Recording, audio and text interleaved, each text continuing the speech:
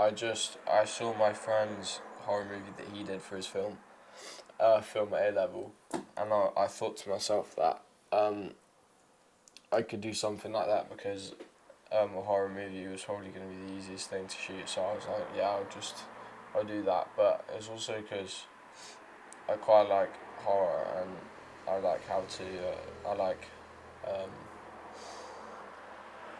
trying to create horror. So yeah.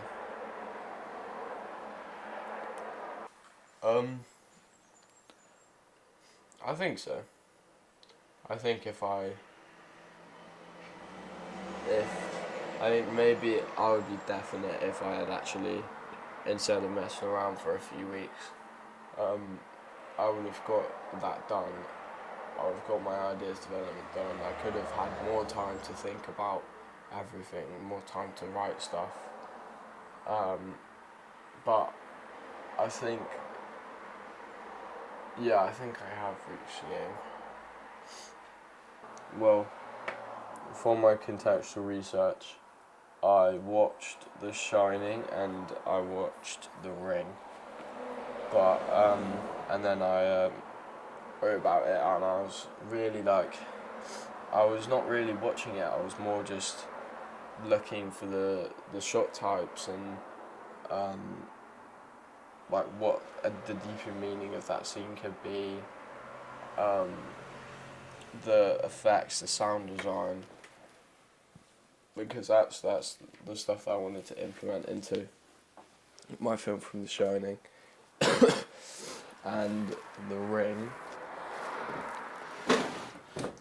The Ring, I mostly just, I wanted to watch it because I really liked just the colour and the atmosphere of it, and the villain, obviously. And then, yeah, I tried to implement all of that into my film as well. And I took the ideas of the symmetry, the wide shots and the drone shot at the beginning. I really like that, so I decided to put that in my film. And yeah, The Shining made me feel kind of like psyched to film my film, to be honest, because like I just wanted to recreate something like that and hopefully pull it off. Not as well, because that's gonna definitely not, but good enough that I'll like it and everyone that watches it will like it. But yeah, I mean, they were like,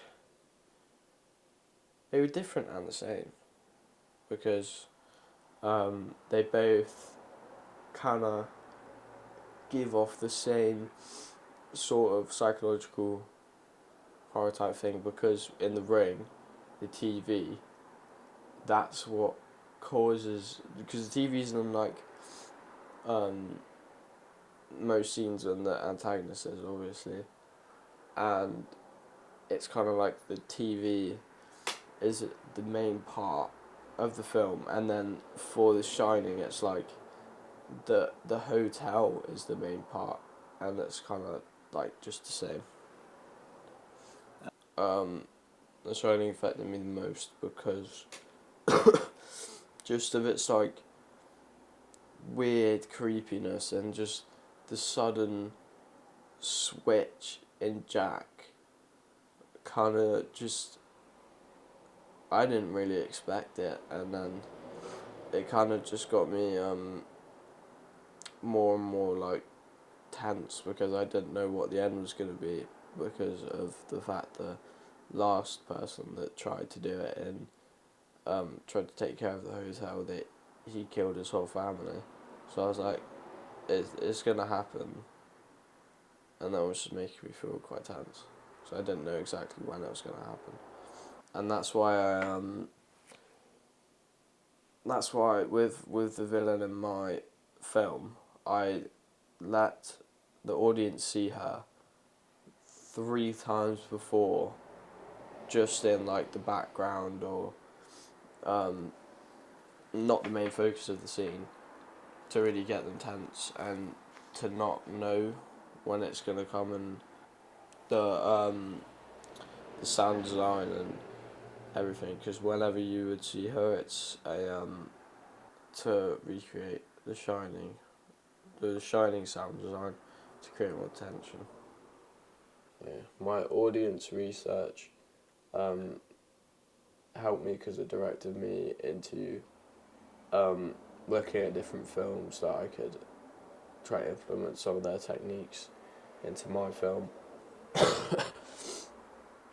And yeah, I researched my the technical side, which the equipment list and all the editing techniques I can use, and the different camera equipment like a gimbal or but in The Shining, for the first scene they have a helicopter, but yeah, they have a drone. I also researched how to remove a mouth and to create these black demon looking eyes, but in the end I didn't use it because I felt like it just looked a lot better and realistic with none of that editing, with the editing techniques not in there. My pre-production, I just sat down. I asked my dad to print out some of the pre-production sheets for me, and I just got them done. I first off did my storyboard, which actually strangely took quite a while, but yeah, I did that, and then I did the location reconnaissance form, which was easy because it's just my house. I did the floor plan, I took a photo of it. Well, I got the photo from Google, and I got my 2 actors to do a consent form each. And I did a risk assessment as well. Risk assessment, I don't know. The Foley log, that I also did a Foley log, and that helped. And I also had an equipment list with all my equipment, and there's quite a lot on there because I also researched a lot of stock websites and I was searching for a long time to find the perfect sounds for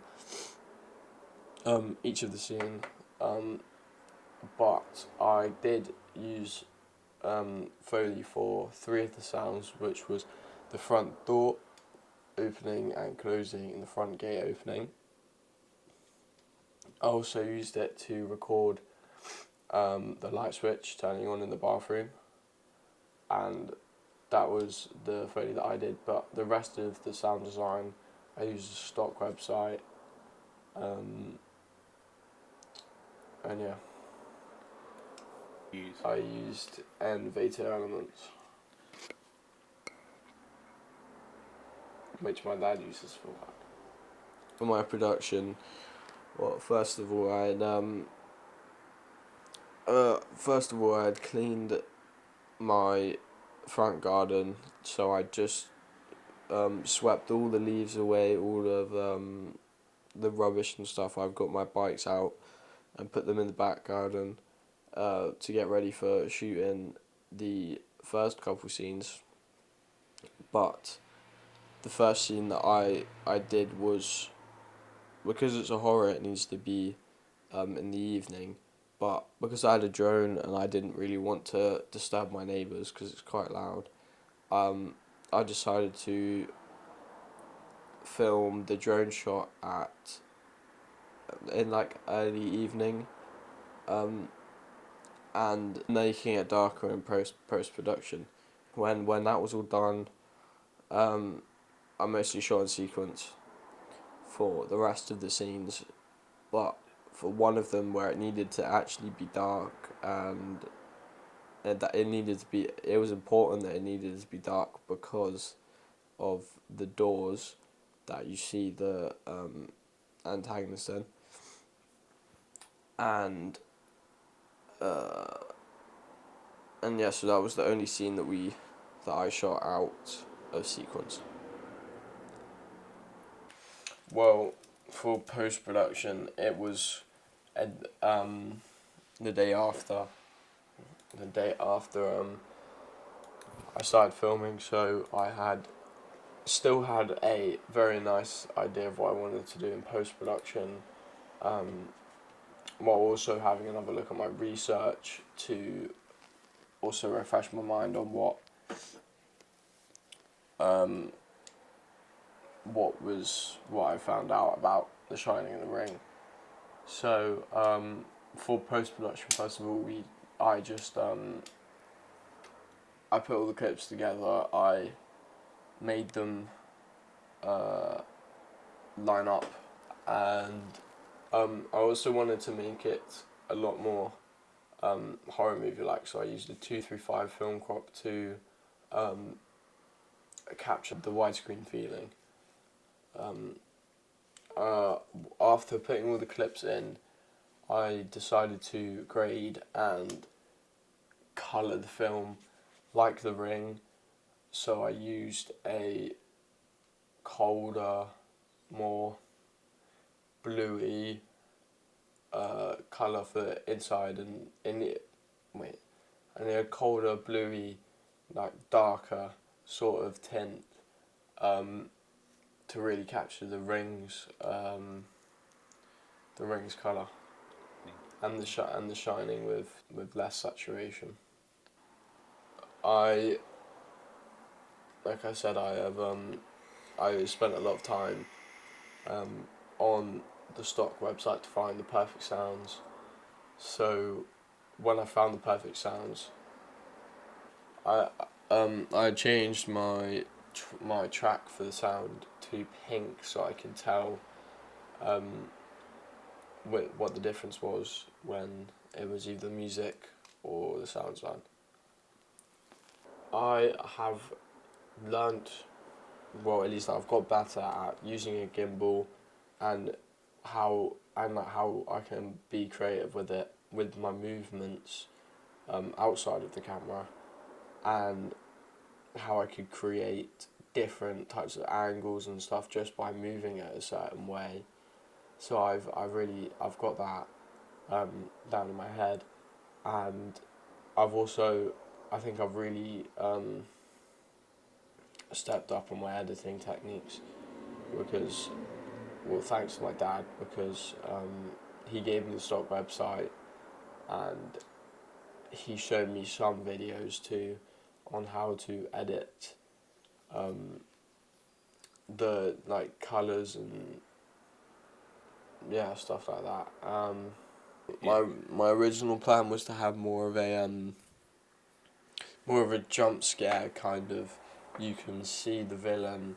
There's no really meaning, and it's just this this guy who's not a very nice guy, who is getting visited by a ghost, and but you wouldn't have known that, and yeah, that was what I originally set to do. Where you see the antagonist more and in a more generic kind of horror movie style, which is a bit tacky in my opinion. But yeah, then I decided to move more to the psychological side. But I wouldn't really say that my film's psychological per se, but I think that it could, if I put more thought maybe into how to really create a psychological horror, then I would have been able to. The reason I had to deviate from my original plan was I got quite ill for a week and a half, so I needed to problem solve through that, and I didn't have much time at all to really film my film and get actors. That was one thing. So I just had to work with what I had and create a different, easier more like less time consuming plan for my film. I think that the effectiveness of my film definitely where it mostly came from the sound design and the use of the editing, because that was the biggest thing for what I wanted to do with my film, to have more of an atmosphere than just kind of doing the camera work and just changing a bit of the colour and not really figuring out the different sounds that I can use. But for the props and locations that I had used, I had to use what was inside my house. For example, the villain has my mum's old dress, so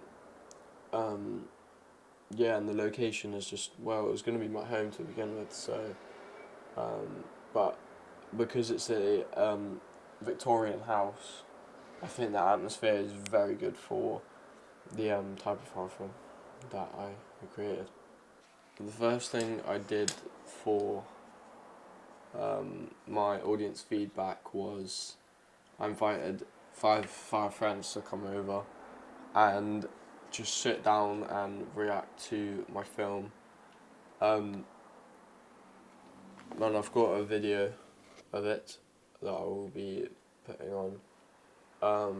And I had also asked a family friend for a more descriptive and more in-depth kind of opinion on my film. My dad had also asked one of his work friends to watch it, but did he get back? No, I also got one of my friends to watch it, James, who's he runs a production company. I had a conversation on the phone with him. He's not been able to, unfortunately, put it in an email to us yet. But he felt that the film was great. He loved it visually. He loved the sound design. He loved the overall feeling, and he said he genuinely felt slightly anxious when he was watching the film. The only sort of not criticism, but feedback he gave was that some of the sound effects and Foley could do with just a little bit more work, just a little bit more pacing, but overall, I mean, he said he was just nitpicking really, and considered what Oscar had done to be a really good attempt at making a sort of psychological horror. When my friends watched my film, they watched it and they said it was generally really good, and I think like a few of them were actually a little bit anxious while watching it, and I think that was quite funny. And but the only feedback they had for me was that they were also just nitpicking, but I think some of the scenes didn't make chronological sense, because it seemed like the protagonist was like blind or something, because you can obviously see her in one of the scenes, and I feel like I should have maybe had watched that back and thought of what I could put in the middle of those two scenes. I wouldn't say, I think yes, it has, but I think I could have done it a lot better. I think the elements of the film that were most successful was definitely the sound design. After listening to my feedback, I think that I could have put a little bit more effort into I could have put a bit more time into the sound design, just to make it that extra bit better. I also think that the camera work was quite successful because I'm not amazing with the gimbal, so it kind of gave a shaky look to the film, which was quite nice because it kind of felt like at some points it was a POV shot, or it was like someone was watching the protagonist, and I think that's really kind of needed in some horror movie scenes. I think the elements that need further development is definitely the storytelling and the making sense of why it's happening, and why is she doing this, why is she doing that, what's that. I think I'll need to put that into it so the audience actually knows what's going on and they're not just confused and they don't think that it's just a horror movie that someone has just done for a laugh, and then not really thought about the story and just tried to use their camera work and editing to create a film. I think the elements I would change would definitely be the way I directed my actor, because I had done before she had got there, I did a few practice scenes. I'd gone through the scenes. I had got my sister to recreate some of the scenes, and at that point I'd put more emotion into what I was telling her to do, but for my final film, I had not really said to my actor that you need to put as emotion into it, and I should have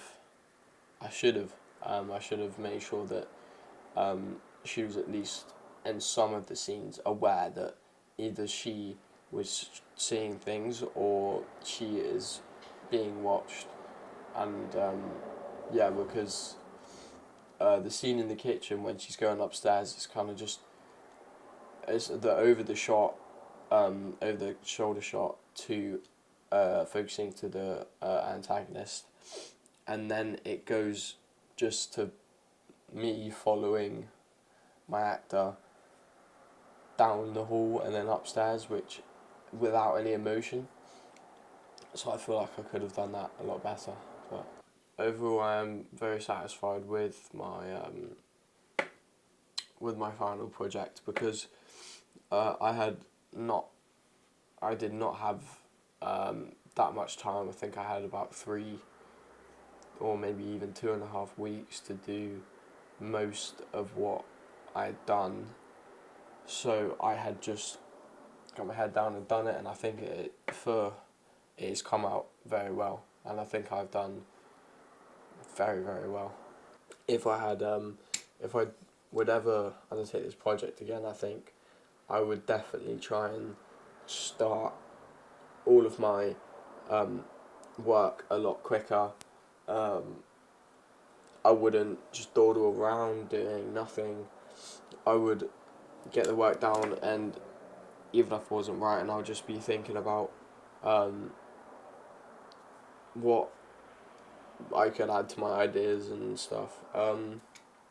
But I would also love to have enough time to actually work in some dialogue if I would do this again, because I feel like maybe if I just had even a little bit of dialogue for my final piece, then I reckon it could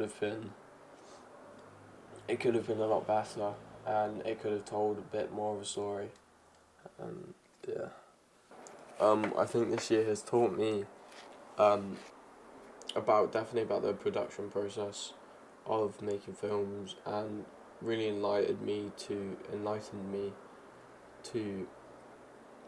even think about doing something with media in my future. And I think that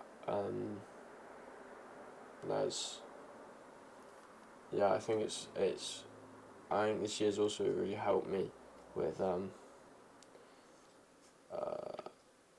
my work drive.